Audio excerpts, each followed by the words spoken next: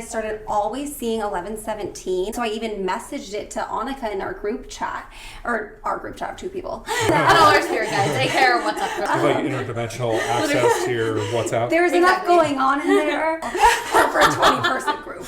I was also at that time so into this concept of quantum leaping into your dream reality, and I had this playlist on YouTube of like all different guided meditations that were about that, and I would like try different ones all the time. I'm taking a nap and I lay down and put on one of these meditations, Quantum Leap to Your Dream Reality, and in the guided meditation she describes that I'm laying in bed, which I was, and that I open my eyes and I look at the clock and it's 11:17. And I was like, did she really just say that? And I opened my eyes and looked at the clock and it was 11:17. Wow.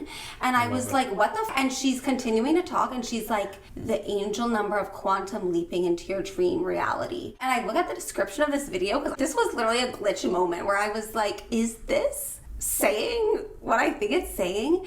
And the whole description, nothing in the thumbnail or the title that I had seen was like all randomly about how 1117 was the angel number of quantum leaping into your dream reality. Oh yeah, that's beyond. When I got into like paying attention to numbers, the numbers are really big because even, you know, I talk about money and real estate and stuff like that, so your address is really important. But my number when I first started paying attention was 1017. What? And 1017, of course, a 1 and a 7 is an 8, and 8 is a money number. Like 8 is wealth and prosperity and abundance. And 1117, right? That would be 8, 9, 10 master number, right? Mm-hmm. 1 and 0 completion. Mm-hmm. So why did you like 1017? What's up with the completion and the 8?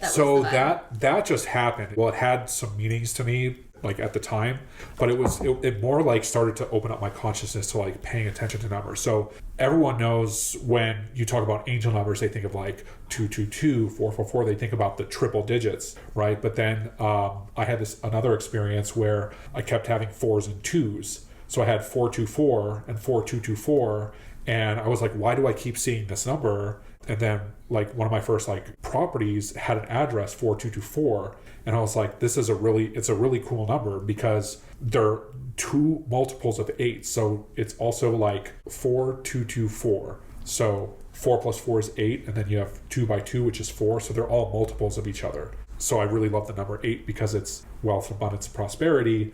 So I also, by default, ended up really getting into the 4s and 2s as like bizarre multiples, right? So I don't know where I'm going with that, but then now I have another property that has 8, 8, and 8. It has a triple 8 in it. So do you look for them to have a specific number? Or do you find they like find you? They just find me. Especially when it comes to money too. I think about I like the repetitive numbers because the numbers have meaning, and numbers and money is its own language. So there's relevance to me. You know, one of our Kundalini teachers, Barbie, she's huge into numerology, and she would do the Kundalini based on the numerology. So like whatever the numerology of the month was, she would like pick a Kriya, pick a meditation, and we'd like go deep into that energy. And that's part of the theme. She was very into like 8s, 28s for like the same reason, abundance. And I've been into numerology myself. I actually like love it because I feel like it's very clear and to the point. It's not very like, up to somebody's poetic interpretation. It's like very universal meanings. And it also like, I think the numbers try to awaken people from the matrix all the time, because I know a lot of people have this experience too, and my first experience with numerology did not come from me like reading about numerology. It came from me being like, why the fuck am I seeing these numbers all the time? Yeah. To the point where it's so crazy that like you have to Google it, and then you find out what it means, and then like something unfolds in the reality. Like I kept seeing 808 so much when I was like deep in this like kind of darkish place in my life, and I was just like, what is happening? What could this mean? And I Google it, and I find someone that, like, the first thing I read was like, the number's trying to tell you you're about to come into a large sum of money by surprise. And like 808 could mean a lot of things, but like that's the first thing I read, and I'm sure it was like the breadcrumb. Yeah, Hawaii too, which I moved like years later. But no joke, like a month and a half later, I found out that like my grandma had like left me this large sum of money, which I never had anyone leave me money before, and I didn't expect it at all because she had passed passed away like quite a while ago. Wow. And then I was like, you were getting signs from the... Yeah, I was like, okay, this is like... Then I started getting really into like the numerology and the numbers, and ever since then, you know, moving to LA actually has been insane with angel numbers, because I have never seen more angel numbers than in the City of Angels itself. And when I first got here, like, I'd never seen 777 so off. I mean, like, I don't even know if I had ever noticed seeing it before. And when I got here, I was seeing it all the time, like 3 7s, 4 7s, left, right. And then I would start seeing all the other ones too. But I remember asking my friend who'd like lived here for a while, I was like, do you notice more angel numbers here than you do in other places? And she was like, 100%. It's like, I think it's like a thing about like being the City of Angels. Like there actually is like such an angelic presence and energy here. I have something to say about that. Oh yeah, I would love to. Yeah. Well, because I think it's like a polarity. There's also like a lot of, any place that has a lot of powerful energy, there's like vortexes for the light spectrum. And a vortex for the dark. Yeah. But 777, I think 7 is also specifically very connected to certain like angelic beings, and so that's like why also I don't see 777 or 7777 specifically that much when I'm outside of LA, but here I see it all the time, like almost every single day. 7, well, yeah, so 7 means that you're on the path. Right, so when you see, and 777 is like applause. That's like good job, like you're on the path.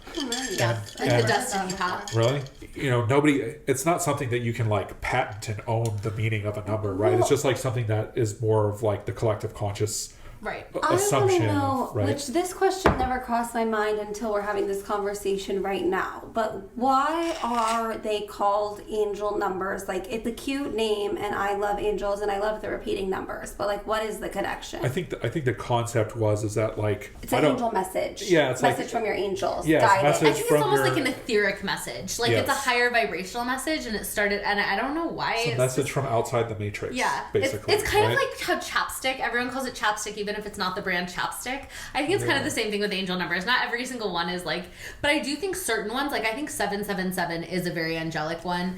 I think the triple of the same exact number specifically are known as to be angel numbers, and then every number is a code, so they can mean different things. But the thing is, so for example, many people who think 666 is like a satanic number has like kind of like not the best connotation of 666, but for example, like from my experience and from certain forms of numerology, 6 is like a very like meditative destiny number. Like in Kundalini yoga, it's associated to the 6th body, which is the arc line. It's like the halo that's around all the saints. And so like 666 can also mean very like, in terms that I've come across, it's like kind of your spiritual path in a way. And I've heard that like it's gotten distorted and like inverted and portrayed badly because it's such a powerful number. But I don't know, what do you think? When I've looked into that, I'm just going off of like, I would see numbers and then I'd be like, okay, Google it. What does that mean? Because it's more about like your consciousness recognizing that there's something there and something's telling you to pay attention to it, right? So that's like where it starts. And then I started seeing, I had the 1017 thing, but then I started seeing 1111, and of course 1111 is like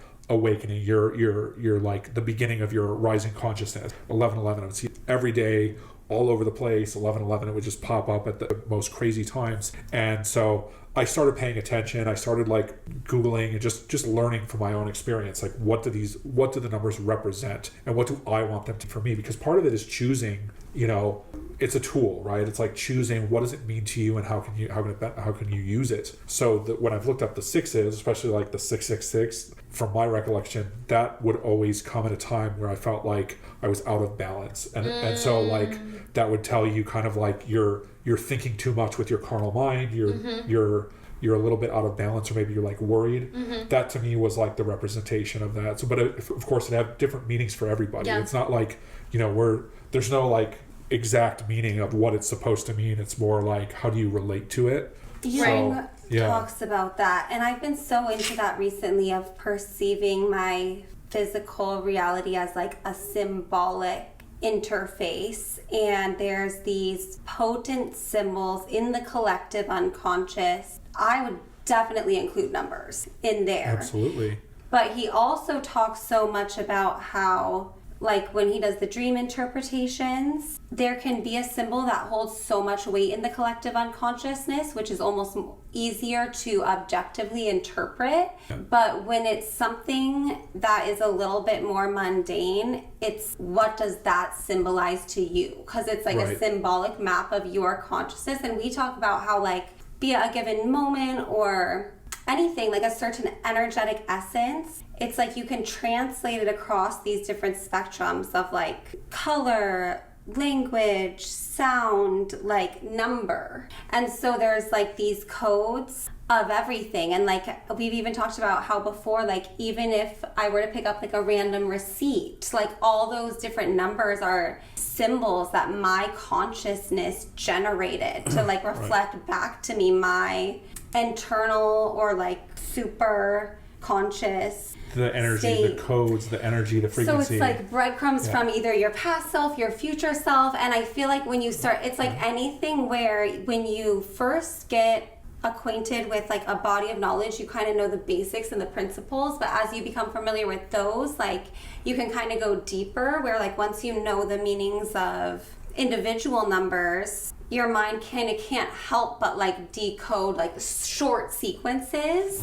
And so then you start notice like more nuance and more subtlety in whatever kind of pattern that you are looking for. And it's like you get these breadcrumbs that is kind of like clues. Like it was reminding me when you were talking about the 8s and the 2s and the 4s, and then there was the address, and it's like, okay, you're kind of like following this path. And recently I've been having the number 34.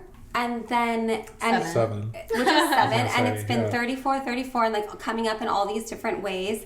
And another thing, just a side note, that I've really been noticing is like increasing or decreasing sequences. And if it's like 4, 5, 5, 6, like what's that mean? Or like 1, 2, 3, 4 versus like 1, 2, 3, 3, you know what I mean? Yep. But it's like with the 3, 4, I just noticed yesterday or the day before that 34 is one of the Fibonacci numbers. 1, 1, 2, 3, 5, 8, 13, 21, 34. Wow. Okay. And I was like, oh, interesting. So that's that. That's my little statement.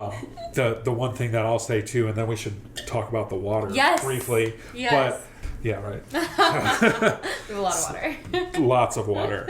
So, but yeah, like what you're talking about in terms of like energy, frequency, like numbers, just like a word or an idea or an intention has energy and frequency. And so I think there's a lot of relevance to that. Of course, we assign our own meaning to all those symbols, whether it's a word or an idea or, you know, a number, right? We're the ones assigning meaning to it because we understand conceptually what it means, but it has its own unique pattern and signature and meaning based on what it means to us. But then I started looking at, you know, because it started almost becoming like pop culture, right? To see like 333, 444, like the sequential triple angel numbers. But I started getting a lot more signs of just double digits, 22, 33, 99. And I'm like, well, that's essentially the same thing. It's just like keeping you more aware on a micro level that like these sequences exist and these patterns exist. And it's really just a form of like having an awareness of your own ability to recognize patterns, understanding pattern recognition, and being able to understand kind of like decoding your own mind. 100%, like in externalization of, yeah, exactly. And one of our favorite, I don't even know what to call them, like modern day Are you talking about a certain polymath? yeah, Robert Edward Grant will talk about how like every single thing is like there are no coincidences, and like if you think something is a coincidence, you just don't recognize the pattern.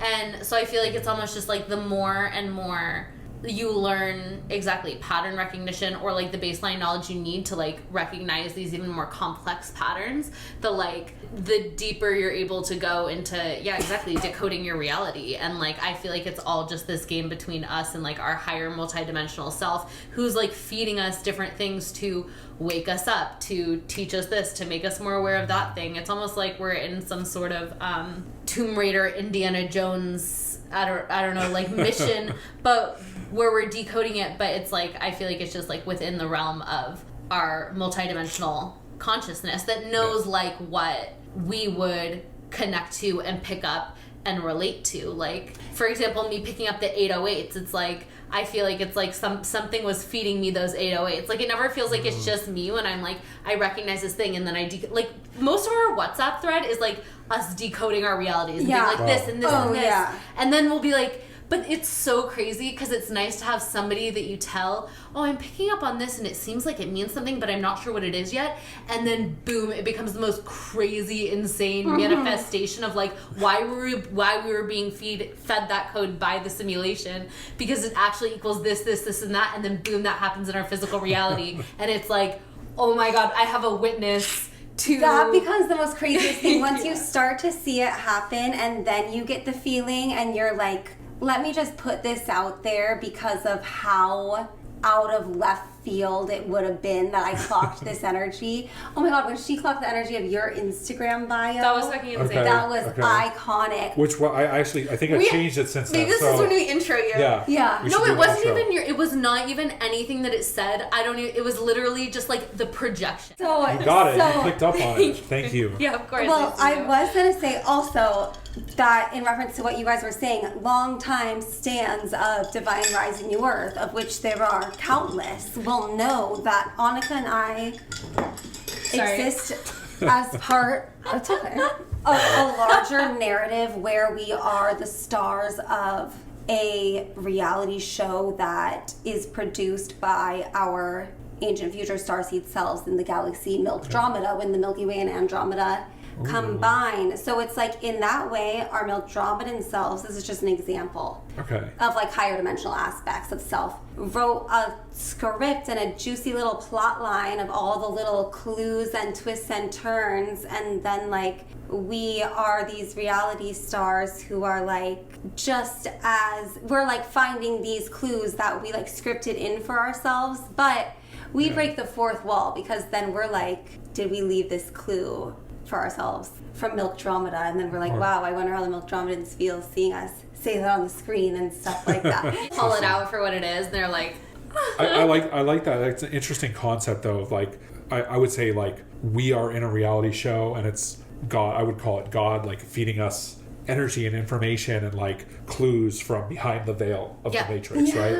And so whether it's like we're just like getting these signs, and then also there's like God listens to you and hears you. So if you're speaking, and I'm big on like manifestation, there's the whole concept of reaping and sowing seeds. So it's like you're sowing seeds karmically, whether it's giving to somebody or like speaking into somebody or like asking for something, and then like things just come in at the weirdest times. Like there will be like a time delay, and then like The Secret back in, I was like big into the Secret back in the 2000s. That was like, that's what popped me off when I was like, that was, I watched it in high school. I remember I watched it in high school, and I like made a vision board and manifested all this ish, and I was just like, what the heck is life? I literally was like, oh my God, magic is real. Yeah.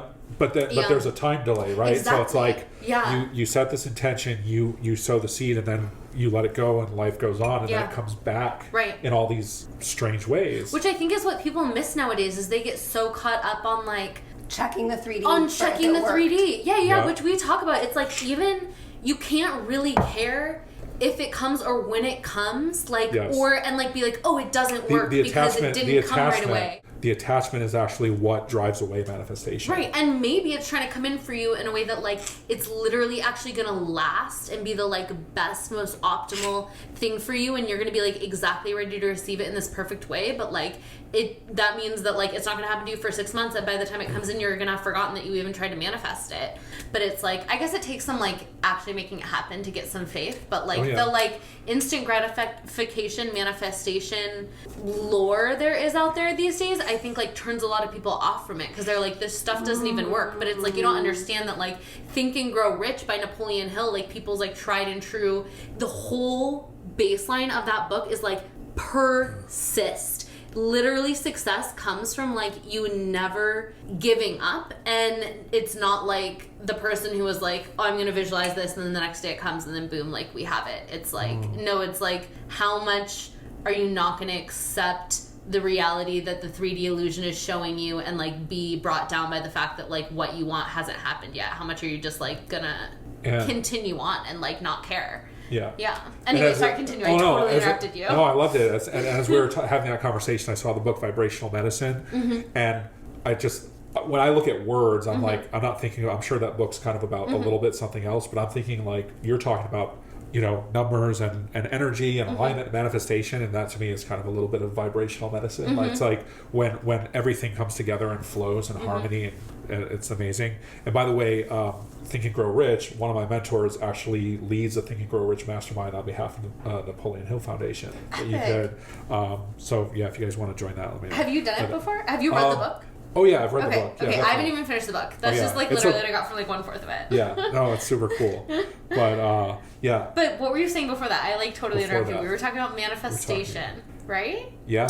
Oh, you were talking about Creation. reaping and sowing seeds, and then like you wait, and then creation. you like yeah. Anyway, well, I think the more that you understand the fundamentals, the more instant it can be. And I don't know if you ever heard of this guy on YouTube, The Power of I Am, Eric. He's a manifestation coach. Nice. So he does these videos, and he's really been kind of changing my brain chemistry recently. And I don't know if you've also ever heard the quote, which Cafe Binge, one of our main teachers, talks about, is like, the universe responds to who you are. And that's why the ultimate manifestation hack is to tap into the version of yourself that already has it and then become that person now.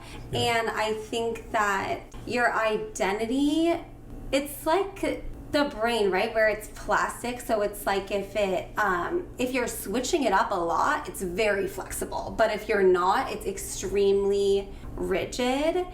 And if it's very, very rigid, a lot of that is based on subconscious beliefs that you're not even aware of, and that's what's generating that frequency of our identity is what's generating our experience. But there's a kind of like a little lag of like the like we generate it, and then it's like we process the light back visually. So you can like, that's why I feel like people will get flukes in their manifestation, because they and then also your beliefs and your identity also impacts the speed and the amount that the 3D lags, as well as your perception of the permanence and the power of the 3D, factoring into the permanence and the power of the 3D. So you can hold a certain identity and then however much time later have that experience in your 3D, but by that time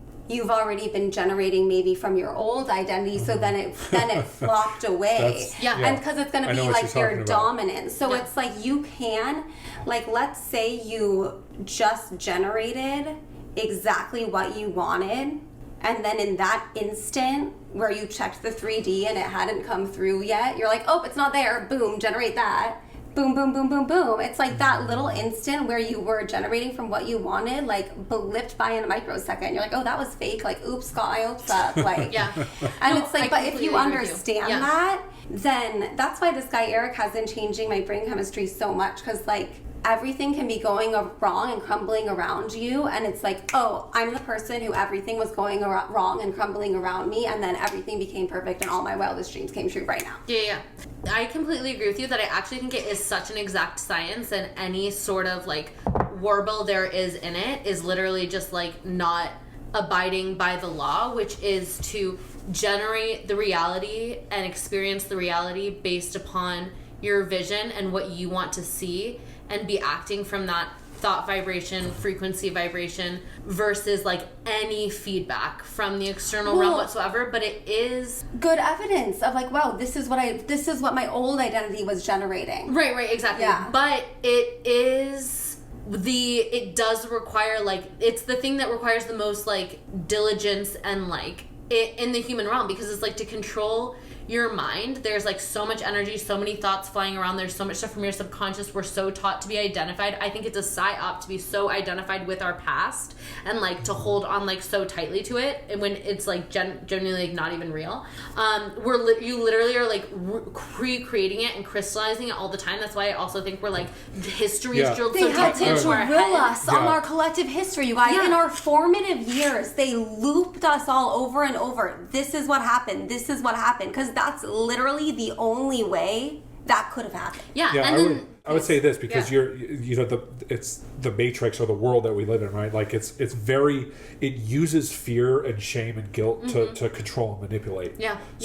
That's like to break free of that is understanding like where those limitations come in. You were talking about identity, beliefs, all these things that like the things that hold most people back. If you could drill down into what it is, it comes down to some form of fear, shame, or guilt. 100%. Yeah. 100%. Yeah, which is why we were even talking about earlier the whole like repent thing. Like my perception of repent had previously been like feel shame and remorse over what you've done and like basically admit like I'm wrong, I'm guilty, I'm like sinful, I regret it, I'll change, versus it being like, oh, I'm gonna like change my perspective.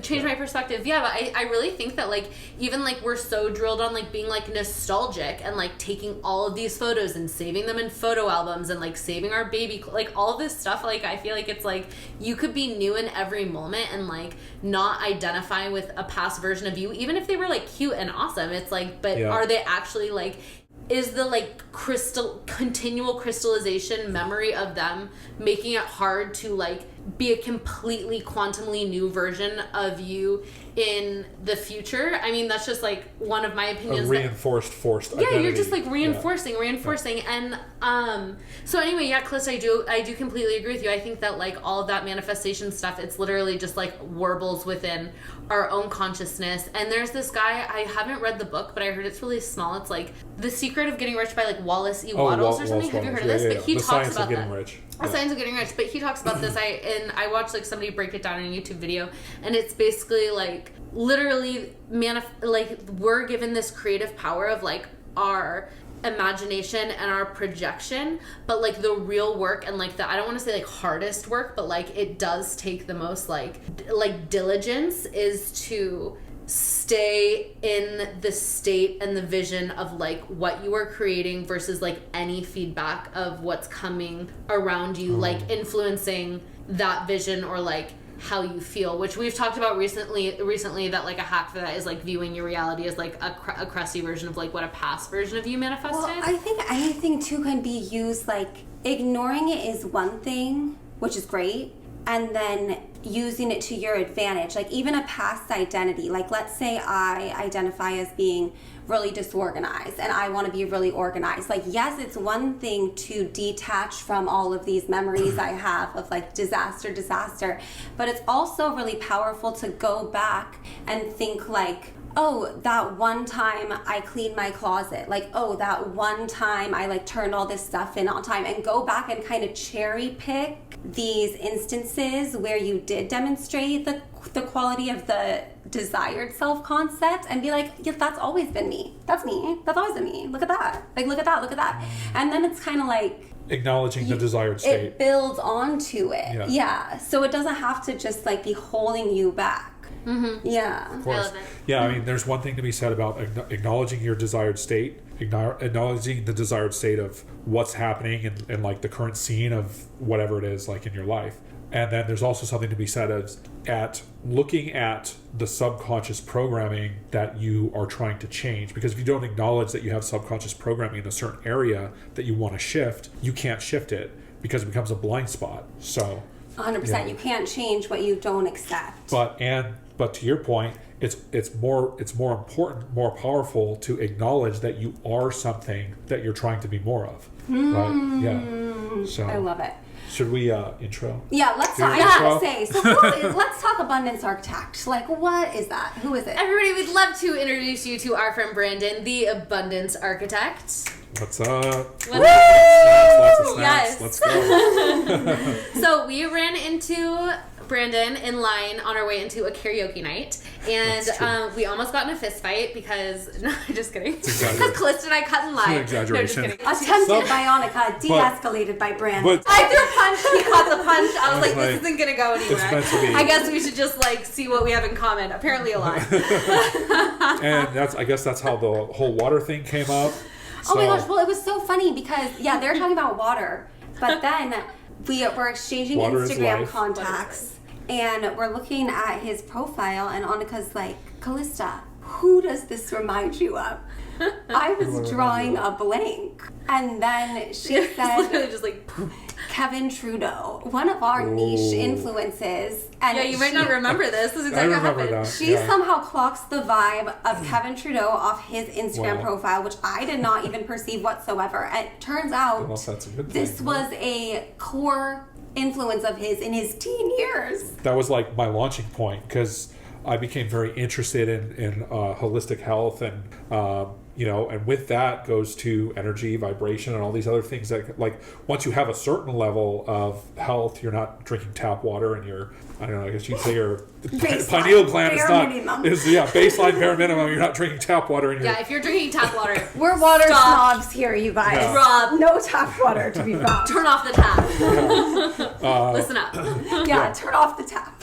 So, but yeah, that was a big and there's a whole bunch of other stuff that Kevin Trudeau Yeah. got into with his he tried to create a secret society or something like that. Yeah. But he was all into the manifestation stuff, and but we really connected on the water, and because water is life, and then energy and vibration, and water records memory, and I'll say this. If I don't know if you guys want to complete your intro, but then I could talk to you about, there's a documentary on water that's like, it will change your life. I know. I want to hear all about it. Keep going. You're on a roll.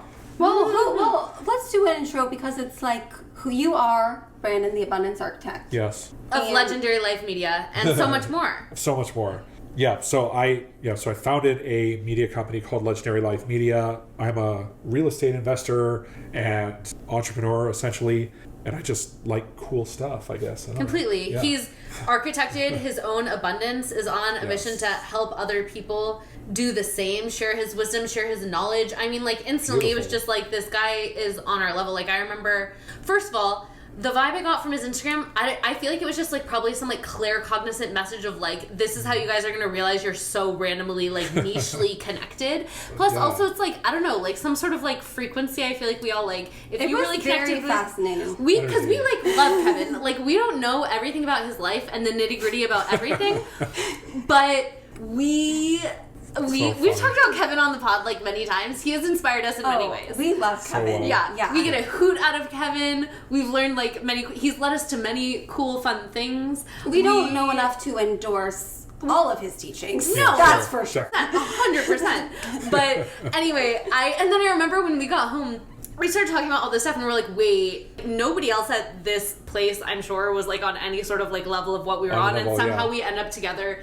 standing in line talking about like all this niche-ish that like basically we were like, this is, I mean, we were in the Tao, we were in the flow. We're in the Tao. To like come and meet each other that night. That's what it came down to. Yeah, we were that's just what in it the came Tao. down to. And then we Down to the realized Tao. it. We thought we were just like two random people having a conversation. Then we're like, oh, we're actually like, we're like In the Tao. quantumly, I don't know. Connected. There was like the golden Entangled, thread. pulled us together. entangled or Quantum connected. Take entanglement. entangled in the Tao right now. Exactly. And I love that. yeah, we got into the water, which is I want to hear more about All right, so I'll talk about the water. The water. Let's let's dive in. So that was like that's like the first thing Yeah. I'm like that I learned, and consequently I think it probably came from the Kevin Trudeau book, the Natural Cures book. Oh, really? Yeah, where it's like, look at It your all comes water, back to make sure Kevin, you guys. so I got really into Back to Kevin.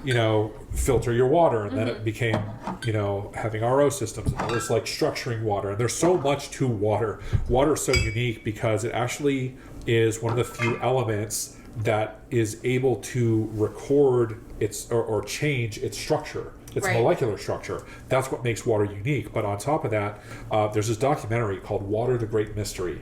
And you can find it, but it's like the quality's kind of bad, and it's been like repurposed many times over YouTube. But you have to watch this documentary because they do all these scientific studies. Obviously, they talk about the back in the day along the secret lines. There was another one called What the Bleep, and that's where they go into the Masaru Emoto studies, where he studied like the Yeah. Snowflakes. the My Kundalini snowflakes. teachers talk about this all Yeah. the time, and will show that because it's all about sound, and so they always show like the crystalline, like Yeah. the snowflakes or like whatever, and like when you would talk about them, or like the rice, the way Yes. it like grows. Yeah. Anyway, continue. So yeah, the rice experiment.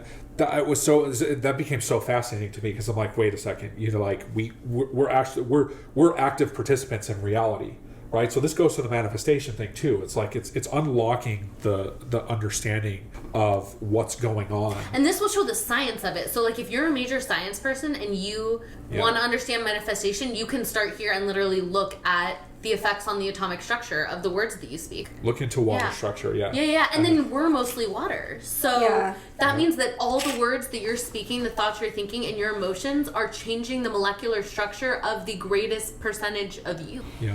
Which also is like, there's H2O, and then there's the H2O2. Well, that's hydrogen peroxide. H2O2. I think H2O2 is the living water. Oh, yeah, they're talking about, like structured water, like highly structured water. So, yeah, the H2O2 is the more higher structured water, so it has the extra atom.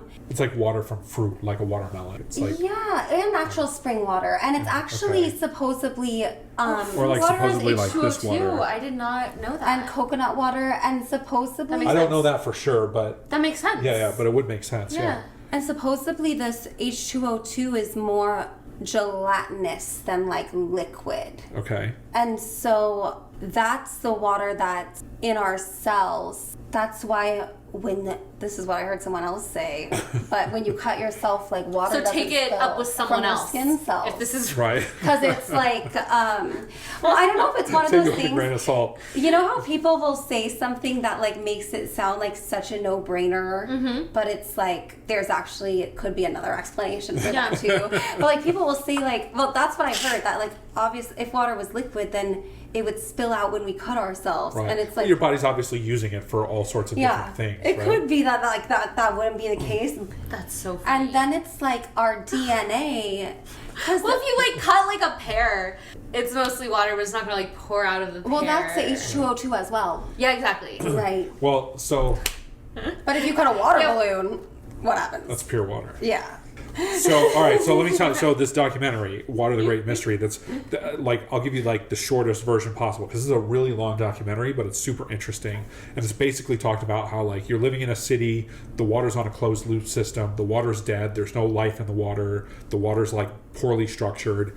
H2O. Yeah, but now the scientists go out and they travel to this site. In like it's like Peru, somewhere in South America. It's like the most isolated, untouched site with so much water, waterfalls and all this stuff. And they go and take water samples and they're analyzing it, and they basically find out that really pure natural water, it actually burns, it oxidizes. So it has a property where it can oxidize. Of course, they're getting into all this stuff about, drinking pure spring water, and it has natural structure, and it has all this like life energy. It's so basically that's saying, up, right? Because the extra oxygen molecule. Yeah. Say what was that? Isn't that making sense if there's an extra oxygen molecule in the living water? Yeah, because then, because it's oxidizing, so it's, when it reaches the air, it's trying to get rid of the oxygen. It could be something like that. I could be off a little bit on the scientific explanation, so I would say just go watch the documentary. But the other thing that they're saying, obviously, is that water, it retains memory through its structure. So when water is exposed to a environment, it will change its structure because it's almost like it's like an old videotape where it's like changing its structure almost like magnetically in a sense, but it's the molecular structure, and so it retains memory and like light and sound and all this intelligence, and on top of that, it contains life force. What you're talking about is how water retains life force. So when you're drinking pure spring water or like a really good source of water, that's the life force that you're also getting from the water. So there's all these different facets. Anyways, I watched this documentary and I'm like mind blown. And then if you think about that and apply that to your day-to-day life or to manifestation, right? It's like, well, the water is changing based on how we're interacting with it. And we've kind of like talked a little bit about the biblical stuff. There's the whole biblical notion that we're created in the image of God, which essentially, someone might say, well, we're made in the image of God, but we are also God, right? But meaning like we are one with God. We're not like an individual God. We may be individual gods or goddesses, right? But it's like, that's like a carbon copy of God, right? So like how a fractal will hold, or like a cell will hold all of the DNA for like your whole body. Yes. But it's not your whole body. Right. Yeah. That kind of thing, right? So then I think about And then the other thing at the same time is when I got into understanding quantum physics, the most common thing that you'll know about if you've looked into quantum physics at all is the double slit experiment, where it has to do with the particles and the waves and the observer. So when there's an observer involved, it changes the particles into waves, something like that. It basically proves that we are kind of building this reality as it moves along. And so water is an important, as you said, we're like 70% water. So I believe that we have this creative power. There's obviously we have the God force, the creative force, that power within us, and we have the ability to create and manifest. And it's funny because people will see my name, Abundance Architect, and like someone who doesn't get it, they're like, "Oh, you're an architect." Like, yeah, exactly. That's my reaction. It weeds people up. It weeds people up. Right. Yeah, no, I'm an architect of abundance, of my life, of of reality. Right. I love that. That's actually such a slay name. Like, yeah, I think that's extremely. Thank you. Literally, Abundance Architect on Instagram. Go find him. Follow him. Yeah. Legendary Life Media. You'll get through there. So then we started talking about all this water, and like I don't know, I'd love to hear your guys' experience on water, but obviously like when you drink really good water, obviously it's not the same. Mm-hmm. And I actually looked into this. There was a water sommelier in Los Angeles, but apparently that the restaurant is closed temporarily. Yeah. But I was like, oh my god, we should go to that. Oh my god, that'd be so fun. We'll vlog it when we actually do when it opens back up. Yeah. I mean, this is so interesting because this goes to show that, like, first of all, the different waters that come from different places are going to hold the energy and like of that place and like the way that, whether it like structures it in a certain way. Some of these I don't know if they add it in or if it's like already in it and it's like that's like the golden stuff. We'll get to the nitty-gritty. The good stuff should be there naturally, right, exactly. There are waters like this one. This was like, what is it, like $30 for the big bottle, the 04, which you had a certain experience with it, which is funny to me. This is like man-made special water, but like to me, this water or a natural spring water is going to be a lot more beneficial or powerful than something like this. Like, this is cool that we can create something like that, but it's not made by God. It's not going to be like by the organic matrix. Fine. Okay, I do want to say this one thing, which is super interesting, is that I've heard a lot about like this stuff of like using water as this example of how we affect our own health and like our lives manifestation wise through our words, through our thoughts, our emotions, because there are all these experiments that are documented by Dr. Emoto, and then I think other people have gone off his work where you speak kind of hateful language towards water, and then you'll speak like loving language towards water, and like one will crystallize beautifully and then the other one will like turn all distorted and like messed up. And it kind of just goes to show how like you have creative power over like your own health, your own vitality, your own like radiance, and like the way your own body basically functions, because we are constantly creating with what we choose to think, to say, and to feel, which is kind of like what started creation was the word, was like sound, was like something spoken, which on a more subtle level is like a thought vibration or like a feeling vibration, but like spoken out loud, it's like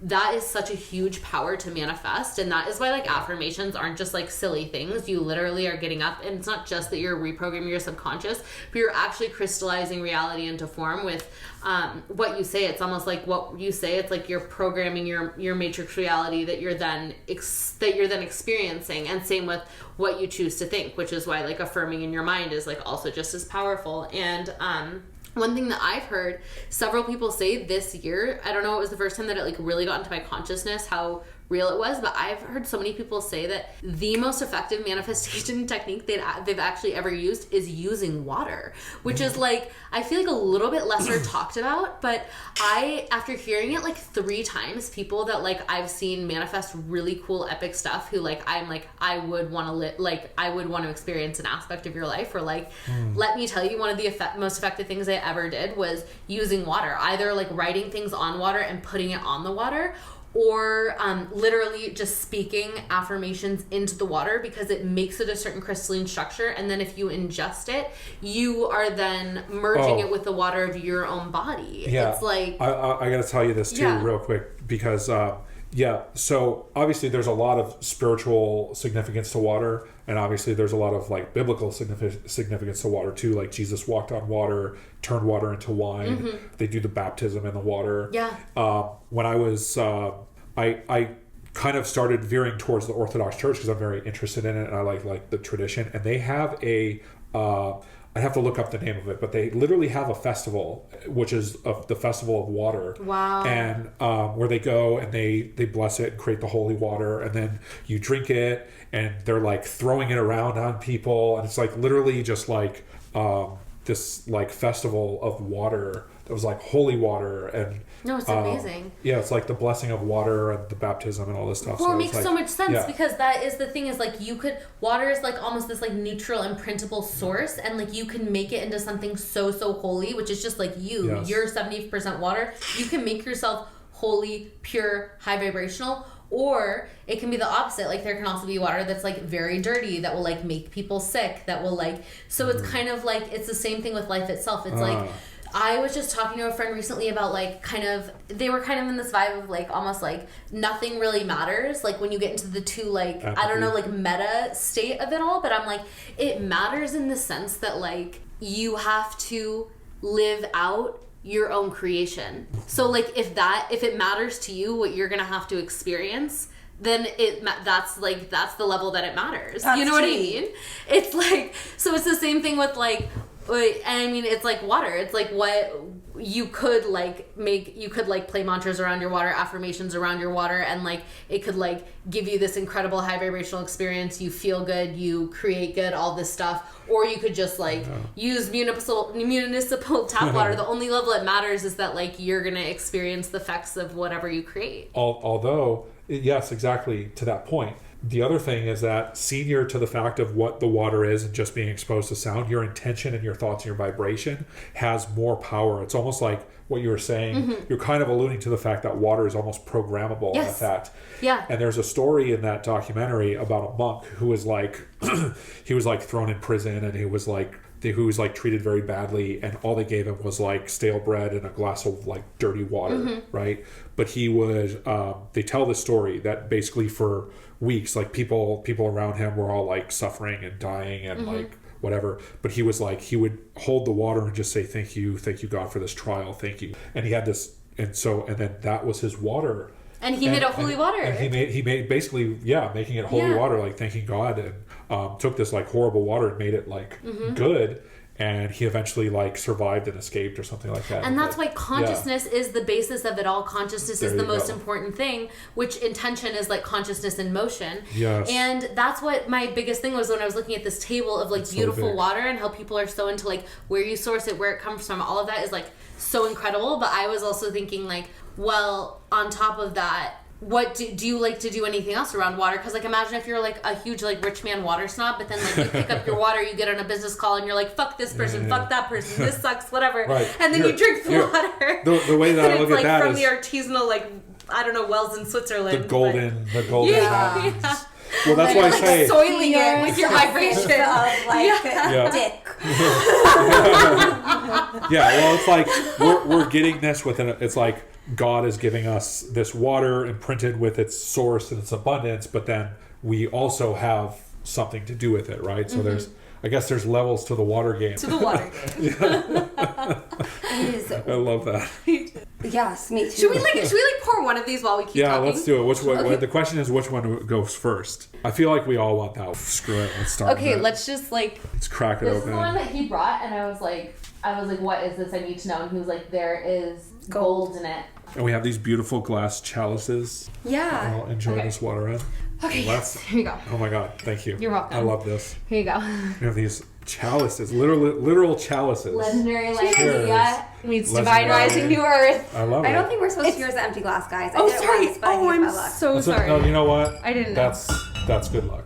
It's good luck. Yeah, it's like a bell chiming. Exactly. In the church. Program. There you go. Okay, love. Wait, there's some dust in this. Love, beauty, miracles, millions of dollars. Gold mines. Gold mines. Like as this water pours, abundance flows into the pockets of all the earth angels and star seeds here to uplift the frequency of this planet. Okay, I don't know why I gave everybody so little. Does everybody what's want more? going on? This is sorry, abundance. it is the smallest Well, bottle we that have we so have. many to try. I know we're gonna be like really charged up. Okay, literally Cheers. lots and lots and Cheers. lots of money. Yeah. Lots of To money. abundance. All right, what's the next one? Now, so just for just to update everyone, the little blue bottle went very fast. It went very fast. It was very good. I spilled it on myself. He thought it was delicious. It has silver and gold. I said it had gold, but it has AU, gold, and AG, silver. Oh, by the way, because you asked about like the ormus and stuff like that. So ormus is like a concentrated mineral solution. A lot of times it has gold. There's a company called ZP Tech, and this company in Utah, ZP Tech, they make all these like monoatomic gold and like monoatomic element supplements.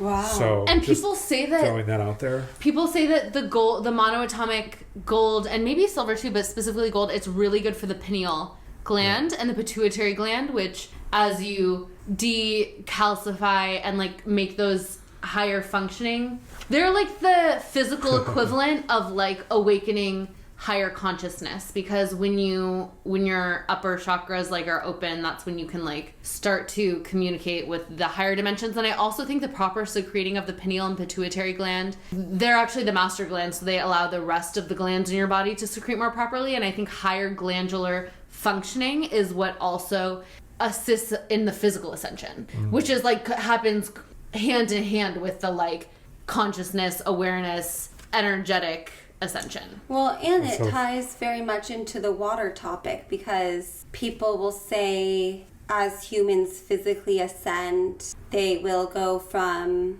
carbon base to silicon base, which those elements are in the same column of the periodic table, so they have the same number of electrons in their outer ring, but silicon has one more ring of electrons underneath that, so it adds up because we're integrating more photonic energy. So structurally, these elements can crystallize in similar ways, but the silicon contains more photonic energy. And there's the DNA, what's that called? Double helix. Yeah.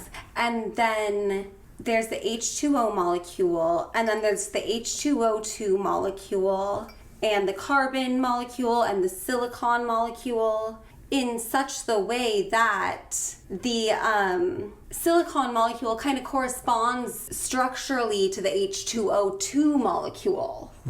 And our same with, if you look at those structures and then you look at our DNA in a more detailed way, where like instead of say the double helix is connected by a circle, you say it's connected by a dodecahedron. So then you have a lot more vertices and sides at play. Then that also corresponds to the structure in terms of like the angles and so on to the H2O2 and the silicon. So it's like as we activate our DNA, physically ascend, which happens in the consciousness as we're like perceiving these things, it's fascinating how you could then perceive the same old structures as actually being different substances and still relating to each other in these ways. And I was also thinking like water is often used as a metaphor for like the spirit and spiritual energy. And I'm an Aquarius moon. And a lot of time people think Aquarius is a water sign because it's Aquarius, but it's actually an air sign.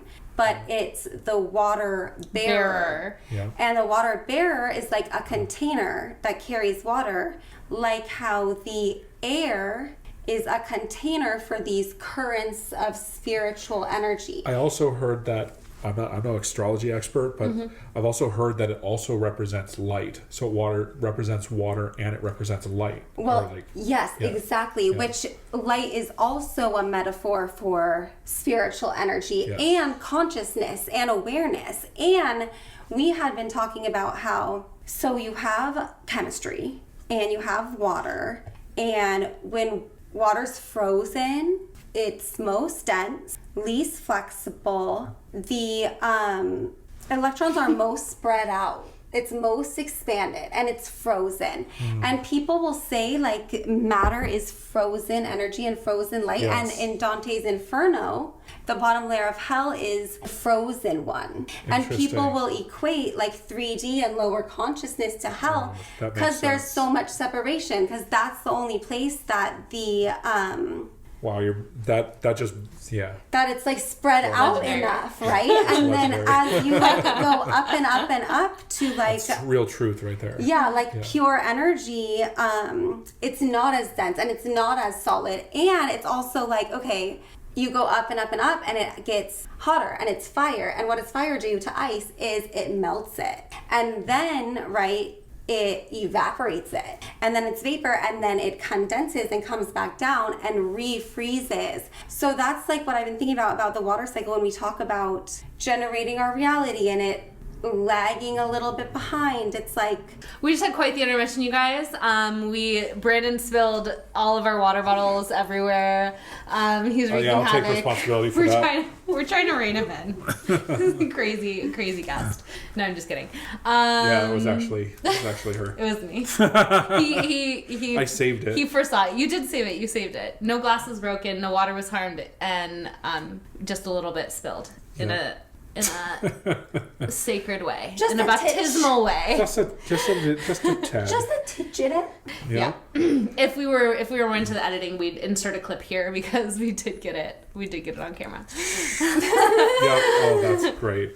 Okay, so anyway, back to what did you think about the Ararat? I loved it. I preferred that one to the gold. Okay. Yeah. I did too. I love the sparkling. I think so. I think so. Yeah, I do too. Especially in natural, you can like the minerals, I feel like it's like my body's like absorbing it. Yeah, except I'm sure the other one had minerals too, but something about like the sparkling, the natural sparkling. It was making me think, because we're just talking about water phases, like that's a little less dense than still, because it has the gas bubbles going on. Yeah. How about you? What do you like better?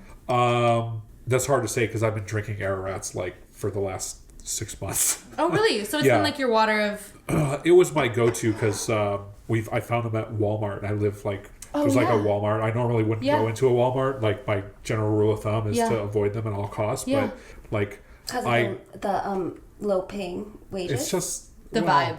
Well, all the above. Yeah. All the above, right? But so my friend turned me... I used to like kind of... I don't not like sparkling water, but like it kind of like bothered me a little bit. Yeah. But then I kind of as I was doing more fasting, I started learning to like the sparkling water because it gives you a different sensation. So I was seeking out the sparkling water, and then I was drinking the Mineraguas, which is like the little Mexican. Oh, those are bubbly. Those are bubbly. Those are sharp. Very sharp. I love and so, but then I found these, and I'm like, okay, well, this at least I know is like spring water. I don't actually know where the Mineragua water is from. It is good though, but this one's better. So I started drinking a bunch of these. Okay, amazing. Yeah. See, and that's funny. Some people are like that about sparkling. Like I've seen several people say that like their worst experience was like going to chug a thing of water and not knowing that it was sparkling, and then it was sparkling. I'm like, that sounds literally like my like best case scenario. I'd be like, oh my god, yes, like sparkling juice. So I have a newfound love for sparkling water. And I think there's something to like all the A's in this name, like you know what I mean? Yeah, like there's a lot. There's 3. She's a bad bitch. 111. She's a bad bitch. This water's a bad bitch. 111. Yeah. Yeah. Oh. Yeah. AAA. 100%. And then like this giant A with like the doves and the mountains and the divine masculine, the divine feminine. I guess you could call it that. I don't know what is that word? Now I have to Google it. Does anyone want like a taste more? You want some more? Yeah. Take some more. Salud. Salud. I'm really excited to try the Ophora, even though... Tell us about your experience with the Ophora. What happened with the Ophora? So what happened was I was feeling ill, and This is so funny. my friend was like, let me bring you a glass of water. These people, we were at someone else's apartment. These people have this $1 million water in the fridge, and I'm like... Why did they say it's $1 million water? Because how expensive it is. Okay. They were just like hyper... Yeah, it's not actually $1 million. What is it? It's like... Hyperbolic, yeah. Hyperbolic. Because this person was not a water snob, so like to them it may as well have been $1 million, you know. And but I knew that, so as a true water snob, I was like, is this even fancy water or what? Like this could have been a Fiji water, you know what I mean? But it's legitimately the most expensive water in. Yes, so he pulls it out. And I'm like, oh my God, I've been dying to try this water because this bottle of water is like $30 at Erewhon. Never tried it. And Thank you, Brandon. Yep. So of course. I want to say that like I was feeling ill already and this was more of like a recovery attempt. But so he brings me this, $5 cup of water. Nano Pure Restructured Hyper-Oxygenated O4 water. And I drank it and threw it up immediately. You have good eyes. Wait, what? I said I can read. She was reading all the fine print from all the way over there. Yeah, Nano Pure Restructured Hyper-Oxygenated. And no, and Water then for and then it lungs. caused you to purge, much like Well, I don't know if medicine it caused it or just didn't stop it, but yeah, I basically immediately threw it up, so it did not. I did not get the benefits of it. So you have to try processing again. through my would. So this is system. the redemption arc. This is the redemption This is the of redemption arc Ophora. of I wonder what Ophora means. I just stole Maybe. myself. It kind of reminds me of Euphoria. It's good. What does Yeah, it is. Ophora It is very similar to Euphoria. Yeah, I also think it kinda must just reminds be me a of name because Sephora. it doesn't It does say sound it like means Sephora. anything. And I guess Sephora. It's probably just a name. I guess there's the ancient goddess called Zephora. I mean, how funny is this? The company uses a 14-step process to recreate the natural qualities of water, including nano-level filtration, ozonation, and UV light treatment. Which means, they also incorporate a rose quartz stage to Okay. reintroduce minerals and balance the water's pH. That's nothing It's compared excessive. to what is the water What's the at water? your old work? Oh. It's the sound Oh one. my god, I It's not forgot about water. that water. We have to do a part What two is next that time you one? come. I Because don't I was like, that's nothing like compared holy to It's the holy water. It's Like- literally called something fire. Starfire water. Starfire water. Ooh. This I'm is gonna look nothing this up. compared to Starfire water and their process, which you can't imagine. I'll tell you right now though. I forgot they used to sell this. like Alkaline the name. pH, That 8 name is plus amazing. negative ion structured water with a trace amount of ethereum gold Ooh. and minerals added for optimum health. But so this is the plastic obviously, but we used to have it in glass too. Starfire. I know, it's kind of cool, and it would it has stuff on the inside to Oh yeah. To like. the symbols. Yeah. Oh, okay, and this is the other thing we were talking about numbers at the beginning. Have you ever used Grabovoi codes? I think I know what you're talking about. I Okay. don't know them by that name, but Okay. yeah, where they're there's actually stuff. Do you guys know about the CIA gateway Yes. process? This is where they were doing all the interdimensional research and basically That was the declassified document that the life hacks woman got the Grabovoi codes from. Right. Okay, right. there you go. Yeah, that's So what I it was is going to say. connected. So We were just talking about it comes from that, where they Okay. actually have these number codes. Right? Exactly. Yeah. So this guy originally came up with this system where any vibration or kind of concept of something you would want to experience or manifest can be put into a number code. And the number code you can use to manifest by writing the numbers places, writing them on yourself, or writing them on your water, writing them on anything you spray. We have a bunch written down up there, but that is another way to combine what we were talking about in terms of the numbers with manifestation and with water. Because you can programming the write them on. vibration. Yeah. Exactly. So water you can program with your intention of vibration, and the codes would somehow have some sort of meaning based on this is from the CIA gateway process where they were studying. It's funny because I was having this wild conversation with my friend last night. He's a video editor for a really famous YouTuber. So we were talking about this. He's he's going down the conspiracy rabbit holes. He's basically we're all psychic and there's this there's all this stuff trying to suppress our psychic abilities. And I was yeah, it sounds about right. But you know what else I read? I was reading about how, when they went in and they kind of started to go do the research about people who could both make things influence energy from a far away place, but also remote view all these things, and the same thing of we are all psychic, which we are.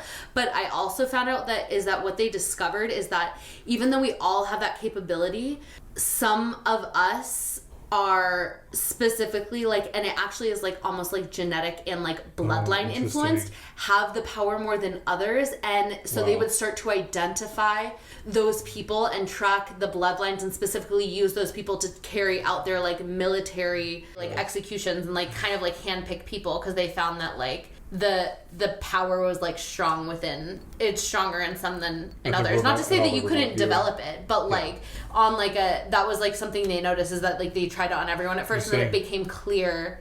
it's a natural gift to a certain bloodline. Yeah. Basically, And I think there's still I think there's still odd birds, because for example you could be a total starseed whatever, born from out of a complete like Muggle family, you'd probably the Force would be strong with you, but like the most easiest way to predetermine was if you like came from other people who had that like concentrated power, and it was just like more practical for them to go for those people because it was more likely that you would have the gift. The Force would be with you. Yeah. Yeah. Well, I love, what do you call the codes? The Grabovoi.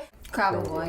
Okay. But you can Google it. You can look online, Grabovoi codes, and then you can see a list. They're literally the most practical life things like abundant cash flow, weight loss, beauty, get a new car, like find your dream job. It's they have like matrix cheat codes. You can make matrix them codes. for like anything. I see some lists that's like gallstones, like this kind of tumor, that kind of tumor. Well, yeah, then there's the frequency stuff, like the frequency medicine and all that. Yeah, which I like am super into right frequencies, and you know what is so cool about the modern age? No, you didn't. Okay. Back in the day, there was this thing called the Rife machine, where this guy named someone Rife came up with all these William frequencies. Right. Oh, William right. Reich, Okay. yep. Came up with all these The frequencies Rife that like frequencies. each one heals a different ailment, and there's like ones for everything, and like these have cured people of cancer, Lyme disease, autoimmune diseases. Like I know several people who have cured life-threatening illnesses and like Using vibration. using these right frequencies. And like when I was in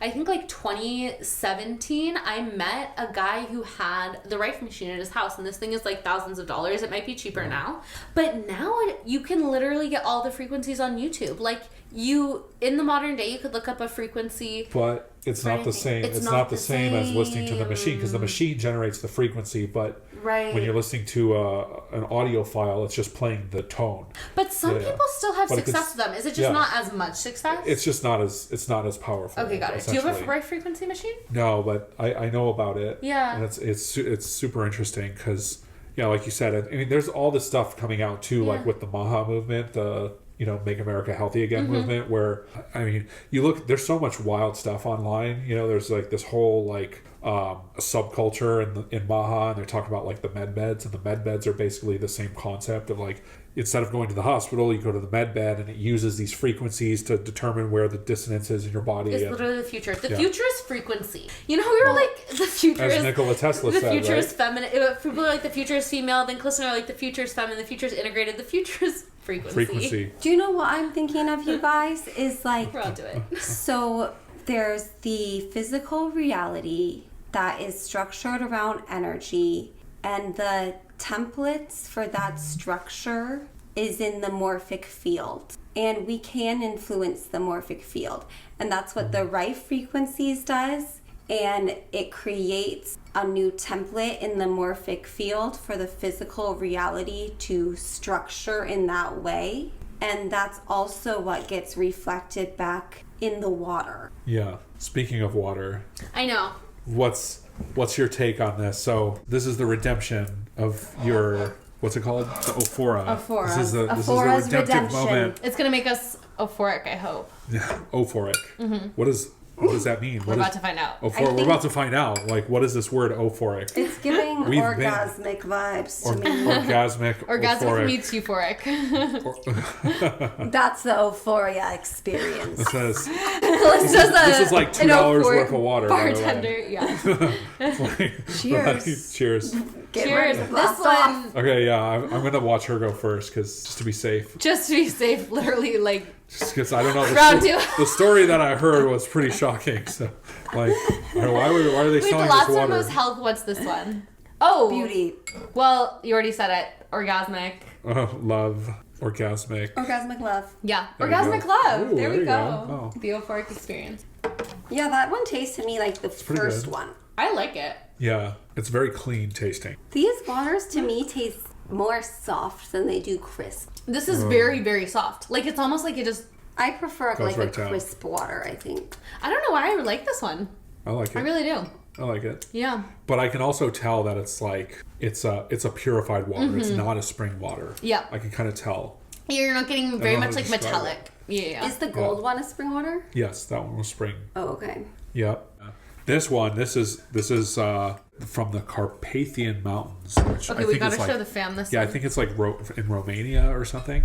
We got a nice glass bottle. You're square. you're like treading very slowly. I know. I'm like, I honestly don't know if I can try all these waters. We've watered Clist out. No, you know what it was? It was the euphoric again. It was the euphoric. The euphoric does not sit well with Clist. Yeah, I think it's She's like, now I'm done. No, I honestly feel like was she's getting thinking anxiety. even before the euphoria, I was like, wait, are we gonna go through and taste all? Like, I think it's don't really have an to. attention span thing. No, by all means we should. But They're I was just like, here- it's oh just my god, here. geez. No, that's why we were like, let's crack this one open because we've been taking like hours to do each one. Okay, cheers. And then this one, New beginnings. car. I love my new car. Okay, our new car. Sorry, I'm manifesting a tangible thing with my water, you guys. You things. can do this. New I things. love my matte black Tesla. New things. It is such an upgrade. 'Cause I Don't saw- come for me, Elon haters. I don't want to hear it.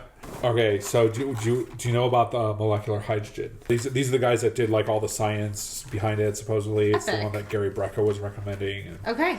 but Gary Brecka's Oh, he like does the amino acid smoothie. yes, I know one. yeah. We'll do the Icelandic. We love the Icelandic. We really do. I've had lots of Icelandic over the years. I also find for beginner water snobs, if you are looking for high quality water at the gas station, first of all, here's some factors to consider. Yeah. Number one, you want this to be number one priority, unnaturally alkaline spring water in terms of pH level. So the water will say if it's a spring water. Evian and Fiji. Wait, are you guys gonna take it? Once yeah, it well, puts yeah, the we're tabs listening. in. I think this is for like a full cup. So should we just like split one? Oh yeah. Because How? Okay, I'll just break it in half. Great. Okay, so molecular hydrogen is the smallest. It's like the smallest molecule. It's the most powerful antioxidant. You're supposed to drink it quick because Yeah. otherwise it's going to evaporate out. So Correct. you want to get this hydrogen gas bubbles in your water and in the body quick.